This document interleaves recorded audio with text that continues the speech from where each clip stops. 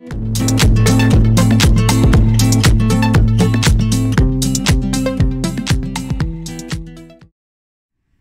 tout le monde, bienvenue sur notre chaîne YouTube. Aujourd'hui, on va vous parler de diverses expressions beauceronnes et québécoises. Donc, si vous n'avez pas déjà vu la première partie de cette thématique, on a déjà fait une première vidéo là, à ce sujet. Donc, elle est disponible sur notre chaîne YouTube. N'hésitez pas à aller la visionner également là, si la thématique vous intéresse. Donc, aujourd'hui, on poursuit, on fait la deuxième partie des expressions québécoises et beauceronnes. Donc, restez avec nous si ça vous intéresse et ou si vous voulez apprendre des nouvelles expressions. La première expression qu'on vous présente aujourd'hui est la suivante: parler à travers de son chapeau. Qu'est-ce que ça veut dire, ça, dans le fond? Ça veut dire de parler sans trop savoir de quoi on parle. C'est souvent des gens qui vont avoir tendance à parler de quelqu'un qui va souvent se plaindre ou bien qui va souvent critiquer une personne sans trop savoir qu'est-ce qu'elle a fait. Donc, c'est une expression qui provient de l'anglais. Donc, talk through one's hat, quelque chose dans le genre. Donc, comme on vous en avait parlé dans la première vidéo, là, notre français a souvent tendance à être calqué un petit peu sur l'anglais. Donc, on voit là un bel exemple de cette expression. Donc, par exemple, mon collègue Mario, là, nanana, il a fait ci, il a fait ça. Puis là, il y a Laurie qui va me dire: arrête de parler à travers ton chapeau, là, tu sais même pas qu'est-ce qu'elle a fait à cette personne-là. Donc, voilà.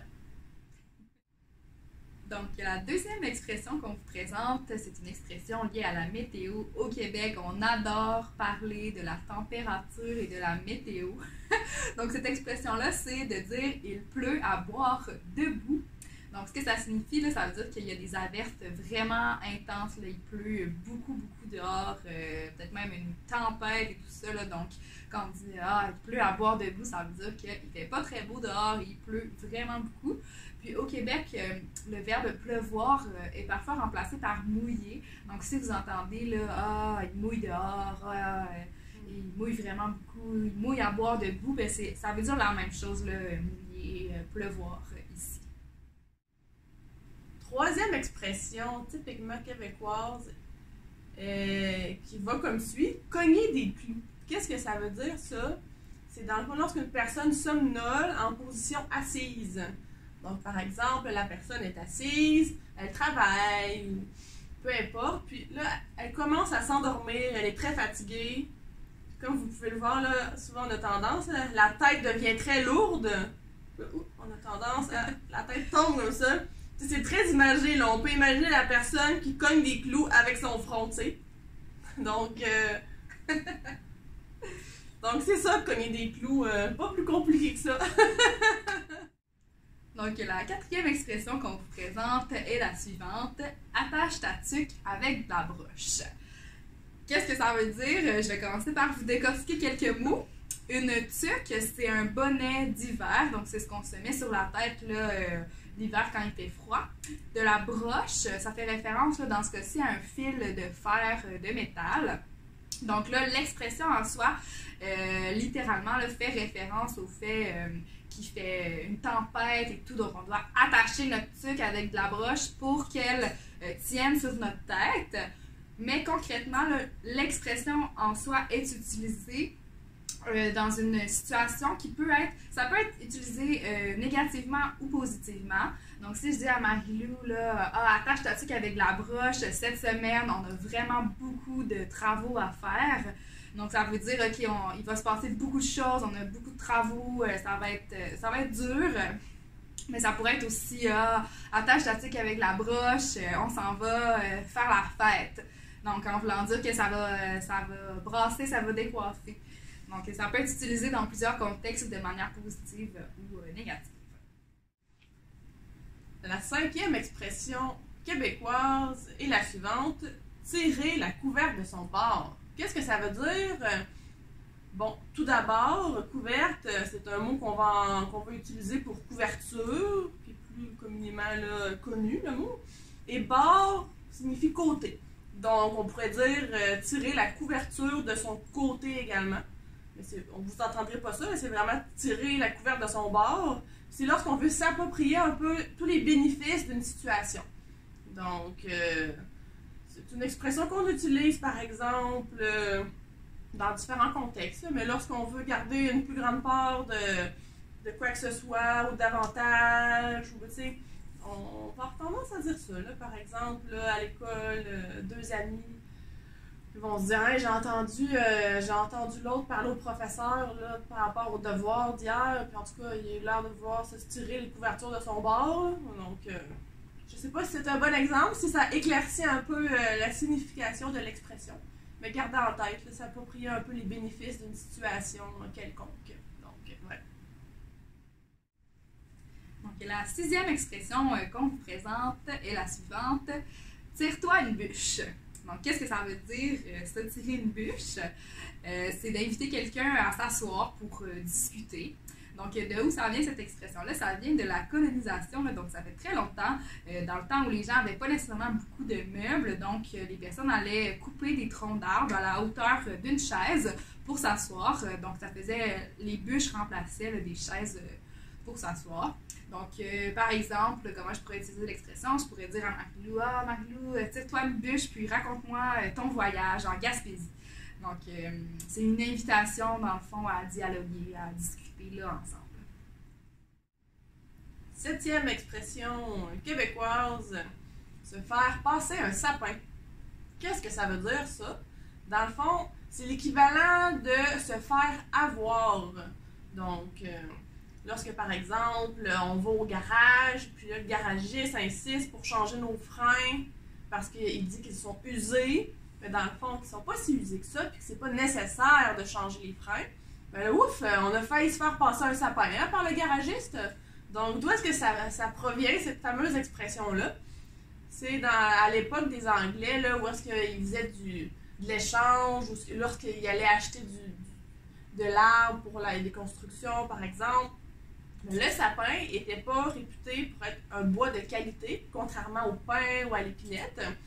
Donc, des fois, là, la personne qui essayait de vendre ses arbres, qui étaient du sapin, pour essayer de faire passer son bois qui n'était pas de très bonne qualité, au lieu de passer du meilleur bois, donc il essaie de faire passer du sapin, au lieu de faire passer d'autres bois qui étaient meilleurs.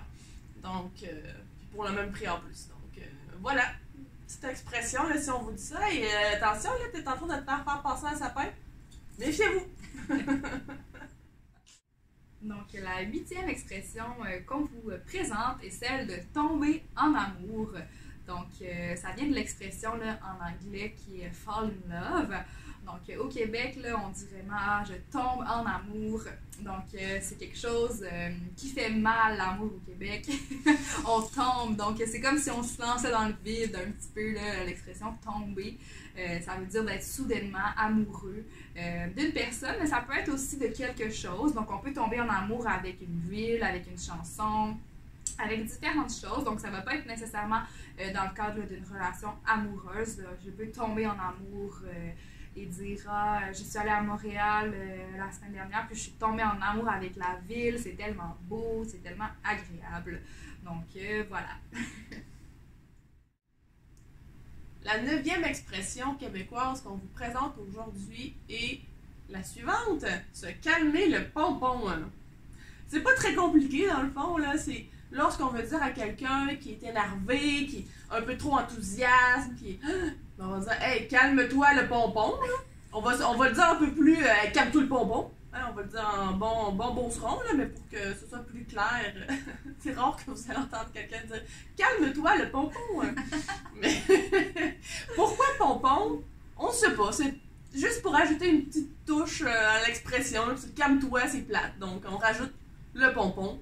Juste pour le plaisir, je pense. Donc je pense que c'est pour atténuer aussi le fait qu'on dise à une personne de se calmer. Là. Ça vient atténuer un peu, tu sais, on le dit, mais d'une façon un peu cocasse. Donc, calmez-vous le pompon, là. Donc, notre 10e et dernière expression qu'on vous présente aujourd'hui est la suivante. Niaise pas avec la POC. Qu'est-ce que c'est la POC? Ça fait référence à la rondelle de hockey. Donc, c'est vraiment ça, c'est vraiment une expression typiquement québécoise. Le hockey au Québec, c'est vraiment le sport typiquement québécois.